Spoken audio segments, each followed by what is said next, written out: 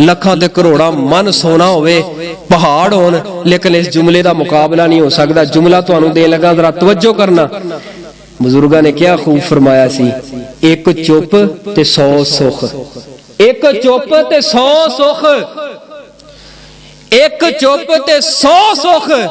इस जुमले का मैनू एक दिन इस तरह पता लग्या, एक जगह दे उत्ते ना कोई 20 साल तो निखड़े अदालतां कचहरियां दे अंदर उन्होंने जमीनां अपनियां वेच दित्तियां, लड़ लड़ के लड़ लड़ के लड़ लड़ के, हत्ता के पिंड बस्ती दे लोगां दा थोड़ा जिहा ज़मीर जागया, जरा हिम्मत कीती, उन्होंने कहा यार 2 खानदान, कोई 6 कतल उन्हां दे हो गए ने, 8 कतल उन्हां दे हो गए ने, ये अदालतां कचहरियां अंदर बड़े ने, आपां रल मिल के सुलह ना कराइए। उन्हें हिम्मत की, सुलह करा लगे, गल बिल्कुल पहुंच गई सुलो ते। ए 2 खानदानां दे दरमियान 18 साल दी दुश्मनी मुहब्बत अंदर जिस वक्त बदलने लगी ना, एवें सारी गल तय हो गई, सब कुछ लिख पढ़ हो गई।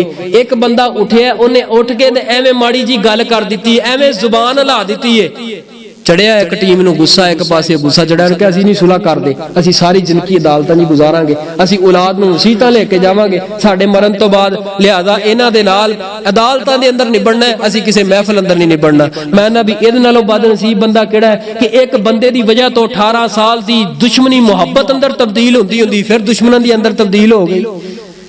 ए जुबान ऐ मेरे वीर, ऐ मेरे बुजुर्ग, इस जुबान को संभाल के चल। अगर कामयाबियां चाहना है, कामरानियां चाहना है, जिस मुआमले अंदर कामयाबी चाहना है, इस जुबान को अपने कंट्रोल अंदर रखी। अगर बोलिया जाता ही बोल ले, वरना नहीं समझ आती लियस मुत, चुप रह जा, तेरी चुप अंदर बेहतरी है, चुप अंदर भलाई है। याद रखना।